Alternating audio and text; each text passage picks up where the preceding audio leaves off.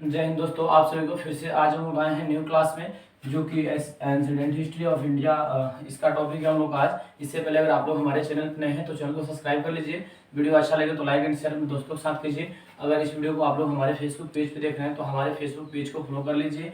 And अगर YouTube channel पर देख रहे हैं तो हमारे यूट्यूब चैनल को सब्सक्राइब कर लीजिए, क्योंकि जब भी हम न्यू वीडियो डालें सबसे पहले आप लोग तक पहुँच जाए।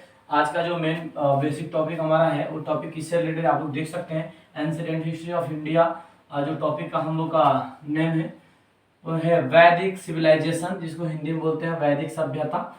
इससे रिलेटेड आज हम लोग देखने का प्रयास करेंगे। कल का वीडियो हम बताए भी कि जो हम लोग का कल का न्यू टॉपिक रहेगा यही से रहेगा, जो वैदिक सिविलाइजेशन से यानी वैदिक सभ्यता से। सबसे पहले बात करेंगे हम कि वैदिक सभ्यता की टाइम पीरियड क्या थी। सबसे पहले हम लोग इसको जानने का प्रयास करेंगे। देखिए, वैदिक सभ्यता जो था इसकी टाइम पीरियड की बात की जाए तो 1500 बीसी से लेके 600 बीसी तक इसकी टाइम पीरियड। सबसे पहले हम टाइम पीरियड इसकी देखेंगे तो 1500 बीसी से लेकर और यहाँ बताया कि 600 बीसी तक इसकी टाइम पीरियड थी। किसकी टाइम पीरियड? वैदिक सभ्यता की जो टाइम पीरियड की बात की जाए तो 1500 बीसी से लेकर 600 बीसी तक इसकी टाइम पीरियड। अब यहाँ देखिए एक चीज और आप लोग देखते होंगे।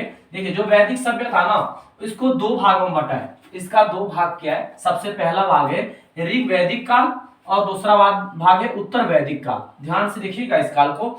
ये जो वैदिक सभ्यता है ना इसकी टाइम पीरियड आप लोग जान चुके हैं। अब इसको दो खंडों में बांटा है। दो खंडों में पहला खंड है इसका ऋग वैदिक काल और दूसरा खंड है उत्तर वैदिक काल। ऋग वैदिक काल को हम लोग देखते हैं पहले, उसके बाद हम लोग उत्तर वैदिक काल को देखेंगे। सबसे पहले ऋग वैदिक काल में देखिए आप लोग इसकी टाइम पीरियड की बात की जाए तो 1500 बीसी से लेकर 1000 बीसी तक हमारा जो ऋग वैदिक का काल था टाइम पीरियड था इसका टाइम पीरियड आप लोग देख ली कि टाइम पीरियड क्या है इसका 1500 बीसी से लेकर और 1000 बीसी तक ऋग वैदिक काल की टाइम पीरियड थी। अब यहाँ देखिए इसका नाम भी बताया गया कि ऋग्वेद बताया गया है। ऋग्वैदिक से ऋग्वेद बना है।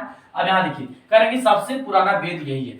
अगर सबसे पुराना आपके एग्जाम के दृष्टिकोण से बहुत इंपॉर्टेंट है, ऐसे पूछ सकता है सबसे पुराना काल या वेद का नाम बताइए आप लोग। तो सबसे पुराना वेद कौन सा है? ऋग्वैदिक काल है या ऋग्वेद है, बता सकते हैं आप।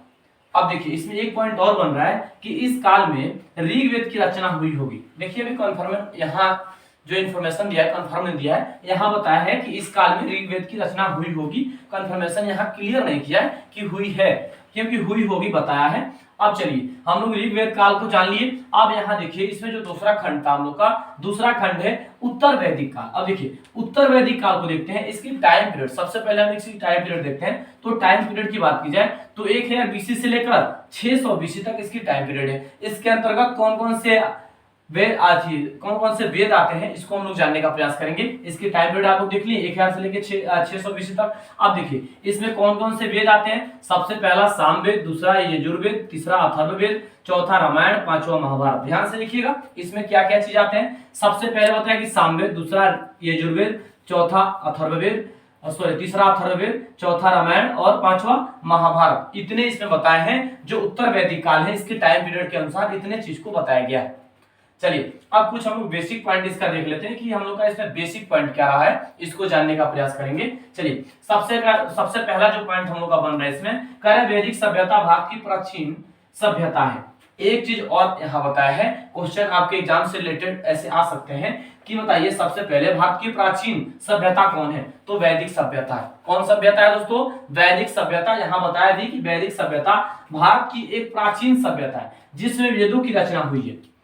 यहाँ बताया कि जिसमें क्या चीज की रचना हुई है, जिसमें वेदों की क्या हुई है? रचना हुई है। ये चीज बताया। पहला पॉइंट हम लोग का ये बन रहा है। हम लोग सेकंड पॉइंट में चलते हैं। सेकंड पॉइंट को देखिए। सेकंड जो पॉइंट है कह रहे कि वैदिक शब्द वेद से बना है। जो वैदिक शब्द हमारा अभी हम बार बार जो इस्तेमाल कर रहे हैं वैदिक शब्द का, ये क्या चीज से बना है? यही यहाँ बताया, कन्फर्म किया है कि वैदिक जो शब्द बना है वह हमारा वेद से बना है। किससे बना है दोस्तों? वेद से हमारा वैदिक शब्द बना है। कन्फर्म। अब देखिए कह रहा है जिसका अर्थ होता है ज्ञान। एक चीज और यहाँ बहुत इंपॉर्टेंट बेसिक पॉइंट है, यहाँ देखिएगा इस पॉइंट को। कह रहा है कि वैदिक शब्द वेद से बना है। कन्फर्म, यहाँ तो क्लियर हो गया। लेकिन इसका अर्थ क्या होता है भाई? तो वैदिक शब्द यानी वेद का अर्थ क्या होता है? वेद का अर्थ होता है हमारा ज्ञान। क्या होता है दोस्तों? वेद का अर्थ होता है ज्ञान। इस पॉइंट को बेसिक याद रखिएगा आप लोग, क्योंकि बेसिकली तो देखा जाए तो बहुत इंपॉर्टेंट पॉइंट हमारा है। इसको देख सकते हैं ध्यान से आप लोग। चलिए जो नेक्स्ट पॉइंट है कह रहा है कि वैदिक संस्कृति के निर्माता आर्य थे। एक चीज और बताया, जो वैदिक संस्कृति है इसके निर्माता कोई ना कोई होंगे ना, यही चीज बताया इसमें पॉइंट में। तो वैदिक संस्कृति के जो निर्माता हैं वो आर्य थे, जिसको हम लोग श्रेष्ठ भी बोलते हैं। क्या बोलते हैं? श्रेष्ठ। श्रेष्ठ का अर्थ होता है बड़ा, यहाँ बताया है श्रेष्ठ होता है। अब देखिए इसको मैक्स मुलर द्वारा बताया गया है, ये चीज पॉइंट यहाँ बताया है। अगले पॉइंट की बात करें तो अगला पॉइंट देखिए, अगला पॉइंट जो हम लोग का है, कह रहे हैं कि वैदिक सांस्कृतिक में आर्य शब्द का अर्थ श्रेष्ठ, उत्तम, अभिजात, कुलीन तथा उत्कृष्ट होता है।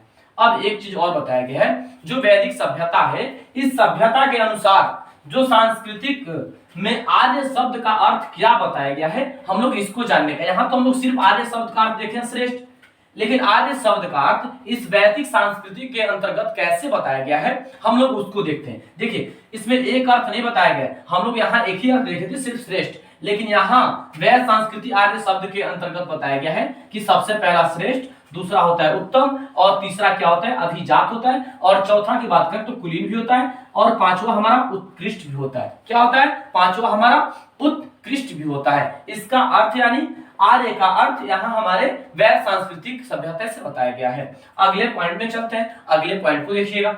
अगला जो पॉइंट है, कह रहा है कि सर्वप्रथम मैक्स मुलर ने 1853 ईस्वी में आर्य शब्द का प्रयोग एक श्रेष्ठ जाति के आशय से किया था। बहुत बेसिक पॉइंट है आपकी एग्जाम के दृष्टिकोण से। देखिए यहाँ पे क्या बोला है, सबसे पहले आर्य शब्द का यूज कौन किया था? ऐसे क्वेश्चन आ सकते हैं ना कि आर्य शब्द हम लोग तो नहीं जानते थे, सबसे पहले किसने बताया था, कब बताया था, ऐसे क्वेश्चन आ सकते हैं। कब बताया था? तो 1853 में। किसने बताया था? तो मैक्स मुलर ने। यहाँ बहुत बेसिकली आपके एग्जाम के दृष्टिकोण से यहाँ क्वेश्चन बन सकते हैं। बताया कि सर्वप्रथम मैक्स मुलर ने, इस टॉपिक पे आप लोग ध्यान दीजिएगा, कह रहा है सर्वप्रथम यानी पहली बार मैक्स मुलर ने ही 1853 में आर्य शब्द का अर्थ क्या बताया था, आर्य शब्द का अर्थ प्रयोग क्यों किया था? श्रेष्ठ जाति के लिए किया था। किसके लिए किया था दोस्तों? एक श्रेष्ठ जाति के लिए आर्य शब्द का प्रयोग कौन किया था? मैक्स मुलर ने किया था। जो सन था 1853 ईस्वी। कब किया था दोस्तों? 1853 ईस्वी में मैक्स मुलर जी ने क्या किया था? आर्य शब्द का प्रयोग एक श्रेष्ठ जाति और आशायत के लिए किया था। श्रेष्ठ जाति बोल सकते हैं हम लोग, एक श्रेष्ठ जाति के लिए जो हमारा आर्य शब्द है उसको पहली बार प्रयोग किया गया था। किसके द्वारा? मैक्स मुलर जी के द्वारा 1853 ईस्वी में। बेसिकली इंपॉर्टेंट क्वेश्चन यहां बन सकता है। अगले पॉइंट को देखने चलते हैं। अगला जो पॉइंट हम लोग का बन रहा है, कह रहा है आर्यों की भाषा संस्कृति थी। आर्यों की जो भाषा थी संस्कृत थी। कौन सी भाषा थी दोस्तों? आर्य की भाषा की बात करें, क्वेश्चन बन सकता है कि आर्य की भाषा क्या थी दोस्तों? तो आर्य की जो भाषा थी वो हमारा संस्कृत भाषा थी। कौन सी थी? संस्कृत। अब देखिए इसमें कुछ विद्वान लोग हैं, उनको जान लेते हैं। और आर्य का मूल जो निवास स्थल था, यानी जो विद्वान व्यक्ति थे उन लोगों का मूल्य निवास क्या था, यानी रहने का स्थान क्या था, कहाँ के रहने वाले निवासी थे, हम लोग उसको जानेंगे। आप लोग इसमें ध्यान से बने रहिएगा। देखिए सबसे पहला बात इन्हीं को किया जाएगा, प्रोफेसर मैक्स मुलर जी का। अगर इनकी बात की जाए तो सबसे पहला प्रोफेसर मैक्स मुलर, जो इनका निवास स्थान मध्य एशिया है। इनका निवास यानी मूल स्थान की बात की जाए तो मूल स्थान इनका कहाँ है? मध्य एशिया बताया गया है। अब दूसरा जो बेसिकली पॉइंट हमारा, बाल गंगाधर तिलक। बाल गंगाधर तिलक की बात की जाए तो उत्तरी ध्रुव, इनकी निवास स्थल क्या बताया दोस्तों? उत्तरी ध्रुव बताया। क्या बताया? उत्तरी ध्रुव। अब देखिए जो तीसरा है डॉक्टर अविनाश चंद्र दास। क्या है दोस्तों?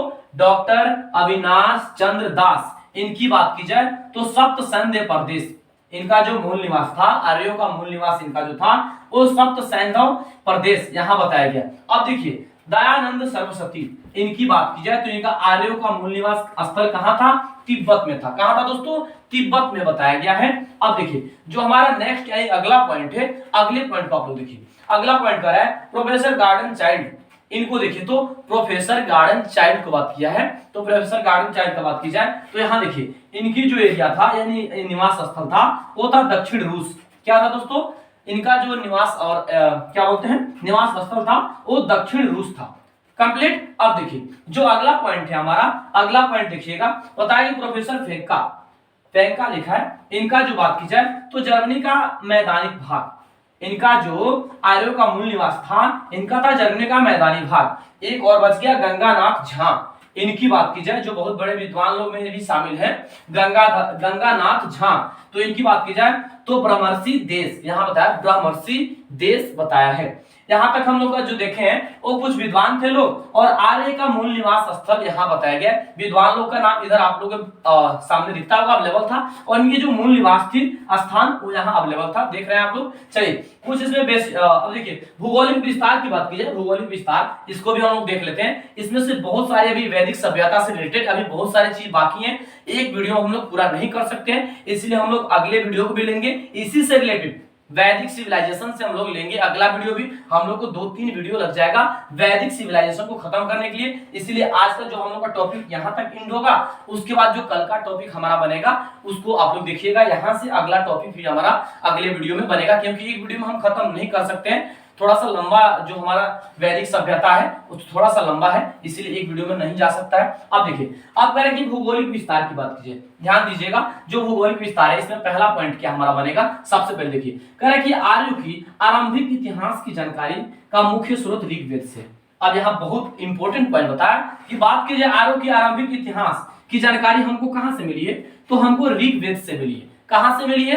ऋग्वेद से आर्यों की आरंभिक जो इतिहास की जानकारी थी, हम लोग उनके इतिहास के बारे में नहीं जानते थे, लेकिन इतिहास की जानकारी हमको कहां से मिली? हमको ऋग्वेद से मिली। किस वेद से? ऋग्वेद से हमको मिली है। जो बेसिकली दूसरा पॉइंट की बात की जाए तो दूसरा पॉइंट देखिए कह रहा है कि ऋग्वेद में आर्य निवास स्थल के लिए सप्त सैंधव क्षेत्र का उल्लेख मिलता है। देखिए बहुत इंपॉर्टेंट है पॉइंट यहाँ, कह रहा है कि ऋग्वेद में आर्य निवास स्थल के लिए सप्त सैंधव क्षेत्र का उल्लेख मिलता है, जिसका अर्थ होता है 7 नदियों का क्षेत्र। यहाँ भी इसका अर्थ बता दिया है कि इसका अर्थ क्या होगा, 7 नदियों का क्षेत्र, जो हमारा यहाँ 7 नदियां अवेलेबल है। देखो सिंधु है जैसे बताया, सिंधु को विस्ता जिसको झेलम भी बोलते हैं, और आस्किनी है जिसको चिनाब, पशणवी है जिसको रावी, विपाशा है जिसको ब्यास, और शत्रुधि है जिसको सतलज, और हमारा जो लास्ट नदी का नाम है सरस्वती नदी। क्या नाम है? सरस्वती नदी हमारा लास्ट नदी थी। जिसमें बताया कि इसका होता है 7 नदियों का क्षेत्र, तो ये 7 नदियों का क्षेत्र यहाँ बताया कि कौन सी नदी किस क्षेत्र से रिलेटेड है। जो हम लोग का भूगोलिक विस्तार था वैदिक सभ्यता से, यहाँ तक भी खत्म इन नहीं हुआ है, क्योंकि अगला जो यहाँ से पॉइंट हम लोग का बनेगा कल का वीडियो में हम लोग लेंगे। इससे पहले इसका तब तक आप लोग नोट्स बनाइए, इसको तैयार कीजिए, यहाँ से आप लोग छोड़ सकते हैं, जो हमारा वीडियो नेक्स्ट बनेगा उससे आप लोग रिलेटेड कर सकते हैं। इससे पहले आप लोग हमारे चैनल पे नए हैं तो चैनल को सब्सक्राइब कर लीजिए, वीडियो अच्छा लगे तो लाइक एंड शेयर अपने दोस्तों के साथ कीजिए। अगर इस वीडियो को आप लोग हमारे फेसबुक पेज पे देख रहे हैं तो हमारे फेसबुक पेज को फॉलो कर लीजिए, एंड अगर यूट्यूब चैनल पे देख रहे हैं तो हमारे यूट्यूब चैनल को सब्सक्राइब कर लीजिए, क्योंकि जब भी हम न्यू वीडियो डालें सबसे पहले आप लोग तक पहुंच जाए। आज का यही हम लोग का था वैदिक सभ्यता से रिलेटेड, अगले वीडियो में हम लोग फिर लेंगे यहाँ से जो रिलेटेड बचा होगा, इसका नोट्स बने। कल फिर मिलेंगे नए क्लास में नए जून के साथ। जय हिंद दोस्तों।